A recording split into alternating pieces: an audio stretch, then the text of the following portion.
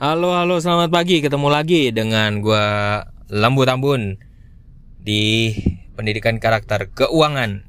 Nah, ini ada pertanyaan nih. Aduh, gua punya ada banyak pertanyaan, tapi gua pelan-pelan ya bahasnya satu persatu karena pertanyaan ini sebenarnya gua dapet dari waktu gua ngisi sesi tentang menata keuangan untuk para dosen ya. Jadi anugerah banget, gue bersyukur banget dapat kesempatan yang langka banget ya. Menurut gue itu puncaknya, gue bisa gak kepikiran sama sekali gue dapat kesempatan untuk memberikan tentang materi menata keuangan yang pernah gue dapat dari para mentor di hadapan sekitar kebetulan lewat Zoom ya. Jadi sekitar 100 lebih dosen yang akhirnya setidaknya mendengarkan lah tentang kisah pengalaman gue tentang keuangan. Jadi gue ini bukan lulusan yang punya titel tentang keuangan gitu ya, tapi benar-benar belajar dari para mentor, benar-benar memperbaiki hidup keuangan gue dari by experience gitu. Jadi belum sampai harus sekolah sih, padahal mentor gue juga nyuruh gue untuk sekolah gitu ya, cuman belum ada dananya aja. Oke, kita lanjut ya. Ini ada pertanyaan nih. KPR saya 3 tahun lagi lunas pak. Setelah itu saya butuh dana untuk renovasi rumah tersebut. Apakah sebaiknya saya melanjutkan KPR untuk renov atau menabung setiap bulan sesuai dengan jumlah bulanan KPR setelah lunas? Mana yang lebih efektif? Seingat gua, waktu pas gua ditanya itu melalui Zoom, jawaban gua bilang tarik napas. Ketika kita udah lunas satu utang, sebaiknya tarik napas 1 tahun buat ngumpulin dana lagi, menurut gua gitu. Jadi jangan langsung digeber ngutang lagi. Jadi ngumpulin uang sebesar kebiasaan kita untuk membayar KPR itu setiap bulannya. Jadi kalau orang yang konservatif ya biasanya setelah kalau utang itu selesai, kayak gue sendiri, begitu utang cicilan mobil selesai, gue tarik napas dulu. Gue bilang gue tarik napas dulu ya, buat nabung semuanya. Jadi nggak langsung dioper langsung karena ada ini ada rumah nih langsung beli lagi gitu. Jadi pasti gue sisihin untuk ngumpulin lagi. Biasanya pilihan konservatifnya kita menabung setiap bulan lagi setelah KPR lunas. Tapi jangan berubah nilainya. Misalnya bayar KPR setiap bulan itu 3 juta. Ya udah, setelah KPR lunas, lo harus membiasakan untuk menabung 3 juta tadi seakan-akan lo lagi masih berutang, tapi berlangsung selama 1 tahun. Dan lo coba hitung selama 1 tahun lo terkumpul berapa. Karena penting banget setelah KPR lunas, jangan ngutang-ngutang yang lain dulu. Mendingan bikin dana darurat atau dana pensiun. Kalau dana darurat itu jumlahnya minimalnya 3 kali pengeluaran bulanan. Kalau dana pensiun sebaiknya itu ada hitungannya lagi sih ya sebenarnya dana pensiun. Jadi harus paling enggak ditabung dari sekarang untuk kebutuhan saat lo udah nggak produktif lagi gitu. Lo mampu berapa tuh harus dihitung sampai kira-kira sampai usia berapa lo bisa hidup. Nah itu penting banget. Udah ngomongin mati aja, nggak gitu. Filosofinya nggak begitu. Filosofinya bukan karena gitu kita mati, justru supaya untuk menghindari kita menciptakan generasi sandwich buat orang lain gitu. Kalau lo nggak punya anak ya lo bersyukur, lo harus mikir, lo harus ngidupin diri lo sendiri gitu buat di masa tua. Tapi ketika lo punya anak, jangan sampai lo ngorbanin anak lo untuk menjadi generasi sandwich, suruh dia yang bayarin hidup lo. Kalau bisa diputus generasi sandwichnya, jadi lo harus ngumpulin sendiri. Caranya ya setiap kali lo lagi masih produktif, lo kumpulin. Nah biasanya kalau nabung setiap bulan setelah KPR lunas itu biar tujuannya itu kita nggak nambah utang baru. Dan itu adalah cara teraman secara psikologis ya gitu. Dan kita akhirnya bisa fleksibel. Jadi pas kita lagi butuh dana darurat tuh ada. Sehingga kita nggak bisa melulu hidup dengan utang gitu. Walaupun utang itu produktif, misalnya bikin KPR, terus kemudian beli mobil, ya kayak segala macem. Nggak selamanya hidup itu, kalau bisa hidup itu jangan pakai utang. Tapi kalau punya utang pun harus produktif. Jangan sampai utang itu jadi utangnya negatif. Misalnya, pinjem dana buat pinjol gitu. Pinjem dana lewat pinjol terus buat misalnya judol, kan? Buat gambling, gitu. Buat hura-hura, buat ngikutin gaya hidup. Ini ngeri-ngeri. Itu menurut gua sangat hal yang mengerikan, dan itu faktanya ada ya, gitu. 2, kalau misalnya mau milih ngelakuin hal yang sebaliknya juga boleh sebenarnya, melanjutkan KPR atau ngambil KPR renovasi misalnya gitu ya, boleh aja. Renovasinya bisa dilakukan, tapi periksa lagi mendesak nggak rumahnya, harus diperbaiki, penting nggak gitu, urgent nggak. Tiba-tiba misalnya mau ngurusin rumah yang kebetulan dipakai buat kos, ya kan gitu. Nah itu sebaiknya boleh aja gitu ya, dilanjutin. Tapi ingat, pastikan bahwa Anda mampu melunasi uangnya itu sendiri gitu ya, bisa melakukan uangnya itu sendiri. Atau jangan-jangan Anda malah sebenarnya mau ngelanjutin KPR-nya itu karena Anda mau mendapatkan uang besar dulu gitu.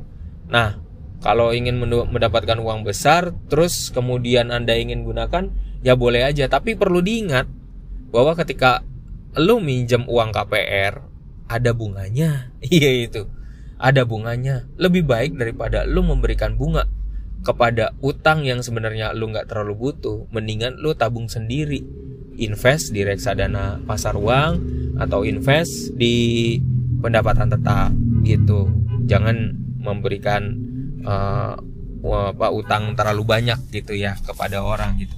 Nah, kalau ditanya sekali lagi mana yang lebih baik, depends on ya gitu. Mana yang lebih baik, mau lanjutin KPR renovasi atau ditabung aja gitu. Sebenarnya kalau misalnya mau lanjut KPR renovasi, sekali lagi kita harus tahu resikonya dulu, jangan bahagianya dulu. Ada bunga tambahan. Sedangkan kalau kita nabung, plek ketiplek semua duitnya kita nabung. Pelan-pelan kita rintis dari awal, kita nabungin untuk persiapan kita selama 1 tahun gitu. Itu penting banget. Baiknya memang dana darurat atau dana pensiun, paling gak dana darurat ya, dana darurat. Kalau ada apa-apa sama kita, sesenang-senangnya bikin KPR, tapi kalau Anda lagi nggak punya dana darurat, itu repot banget beneran dah, gitu.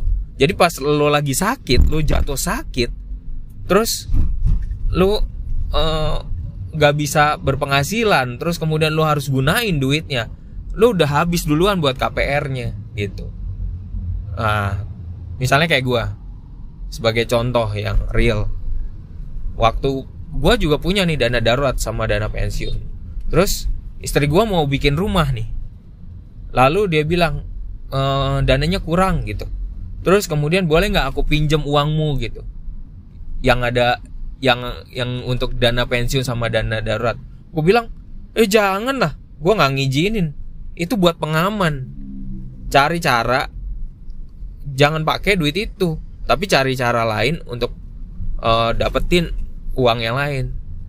Tapi di sisi lain gue bilang, kalau mau KPR rumah kenapa harus jor-joran sampai ngorbanin hal yang lain? Berarti sebenarnya kita masih belum mampu, cuman maksain diri itu ya. Jadi KPR renovasi kayak KPR baru kayak jangan dilakukan kalau lo masih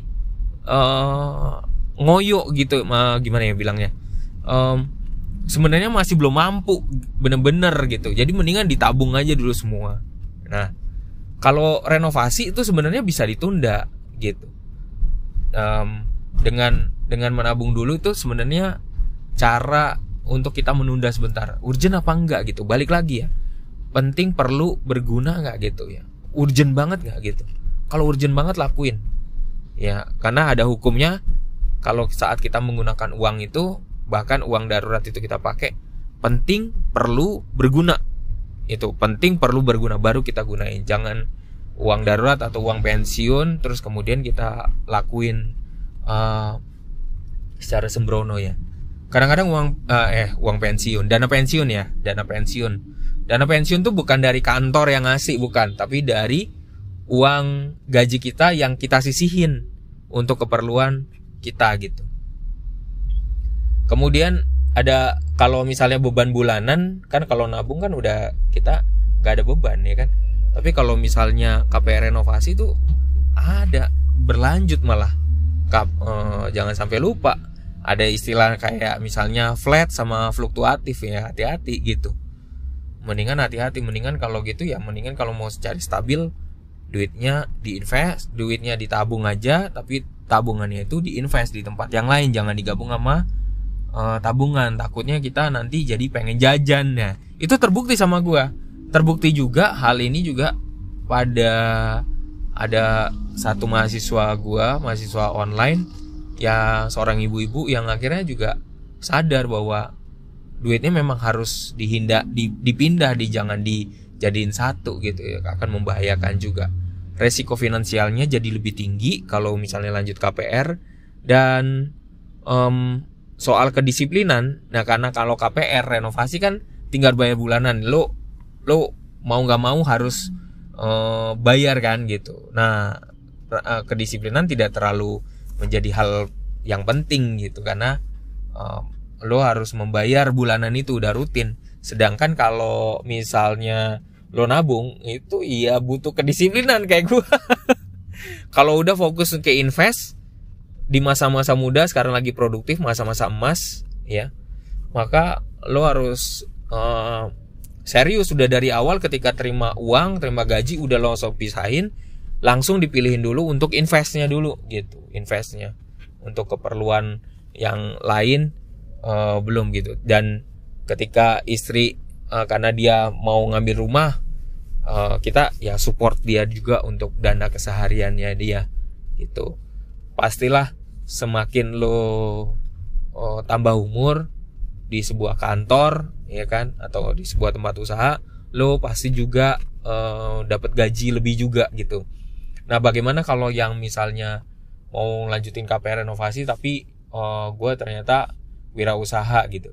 Sekali lagi, KPR renovasi atau KPR baru tidak harus terpaksa banget, karena harus, sekali lagi, harus ngelihat kemampuan keuangan kita.